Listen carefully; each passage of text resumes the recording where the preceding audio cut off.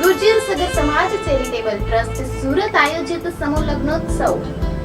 સુરત શહેરના આંગણે ગુર્જર સગર જ્ઞાતિના પ્રથમ ભવ્ય સમૂહ લગ્ન મહાવદ આઠમને રવિવાર તારીખ 19/2/2017 ના રોજ શુભ લગ્નનું આયોજન.